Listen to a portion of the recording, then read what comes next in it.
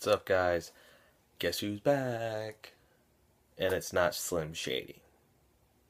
But anyway, today's TMM is going to be about something that actually I've been asked about quite frequently at work. Not more or less online or social media, but actually in person at work whenever somebody's looking at the custom head wall that we have set up at Lacrosse Unlimited. And the big question is,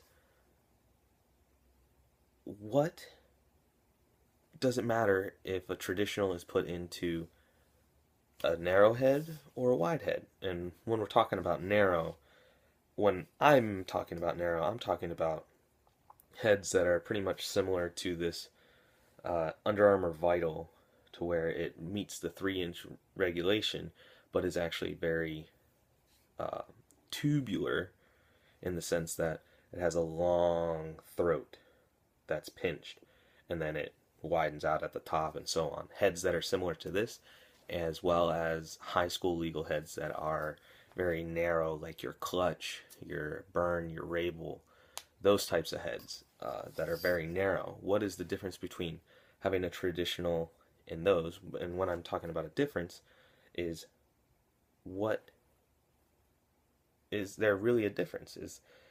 Does it matter if you put it into a narrow head or a wide head? And for examples purposes, I'll be using my Proton Plus with a traditional in it. And let's be honest, we can call this a wide head. This was one of the mainstays back in the maybe 10 years ago, and it's considered a wide head now. Thinner heads will like be a lot more narrow. But so this will be our wide head today, and the Vital will be our narrow head. Now, people are always saying the narrower the head, the better the channel. That's only more or less true with mesh. With a traditional, you can get a really nice channel in your super wide heads like a Revo 3 or your Tank, because I know this firsthand because I've put a traditional in both of those heads, and the channels are actually very narrow, if you will, or at least they hug the ball as if there is a very narrow channel. And the thing is, though, with switching into a wider head from your narrow head, your channel, this one's rather defined, very much so like a mesh pocket, so very small, very narrow, going to hug that ball.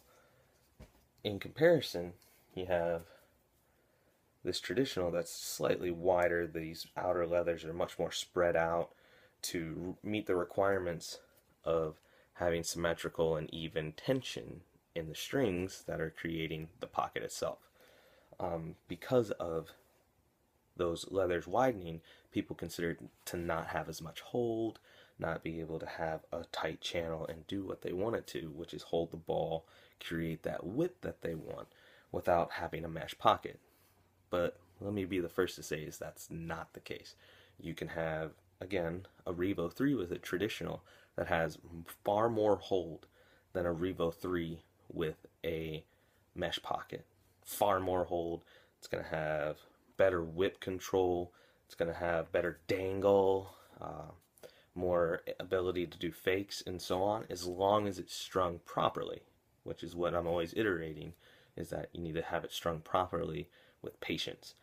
But so, with your narrower heads, your leathers are going to look a lot more symmetrical, or at least they're going to be a lot more in line. Your wider heads, you're going to kind of see this sort of effect where the outer leathers kind of angle out to meet the plastic itself, because this top area of the pinch is actually pulling the pocket out. So it's spreading it out, flattening it out, just like as if you were to string a mesh pocket. You want these top areas to be really tight, and then your pocket to be created. And that's the thing. Whether you're putting it into a wide head or a narrow head, you're going to have that sort of thing happening.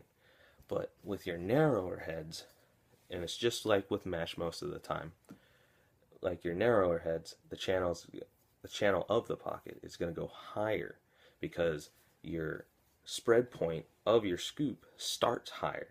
So your pocket is going to be relatively deep, long channel all the way up until about the top third, and then it's going to spread out, and that's how you get your traditional pockets that have relatively low whip and so on and so forth. So it's all about controlling where the channel ends, where your shooters are set up, how your pocket is actually strung, because you can have a super wide head like the Proton Plus, even though the head is more or less designed to have kind of a low pocket.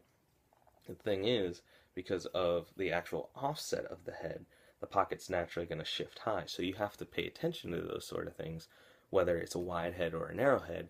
You have to pay attention to that bottom rail as well as the actual offset of the head, because the thing is about a Proton Plus is it's actually designed to have a mid to high pocket.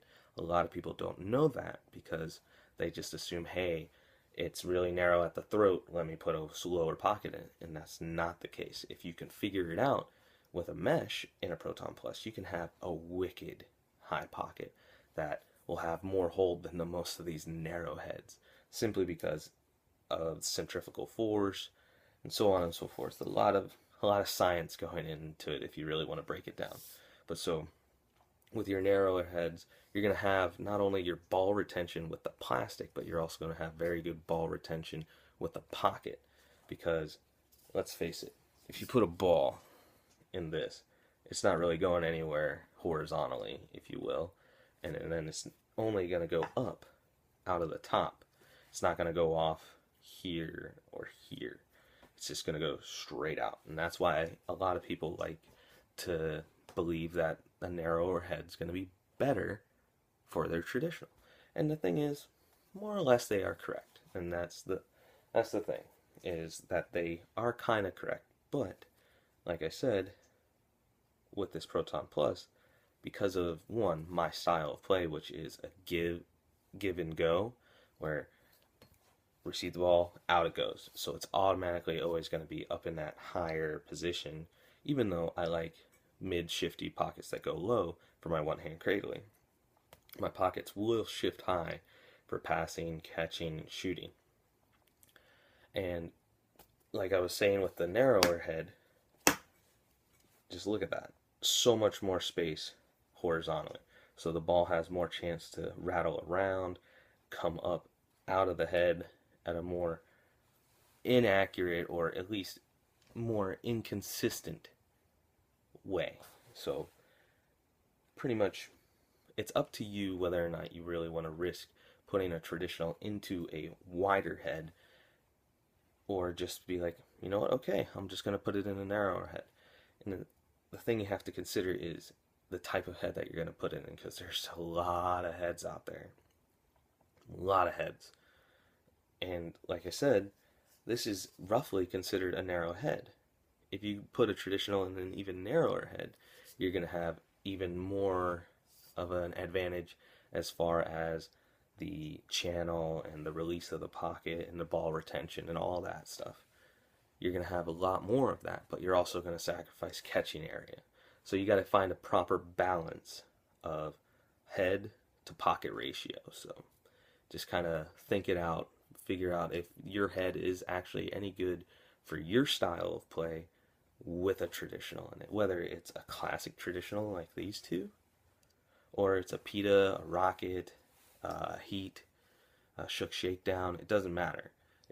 You have to really consider if the head is actually going to be able to use that pocket to the best of the ability and have the highest potential that you want it to have. So just something to really think about. It's a method.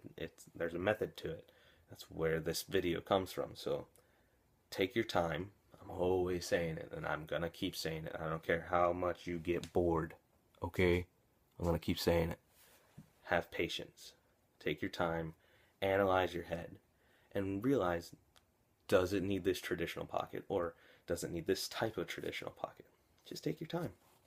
There's no rush when it comes to a traditional. So thanks for watching, guys. I hope you learned a little bit of something. I hope this was worthy of the wait, coming back into it after about just over a month's break of videos.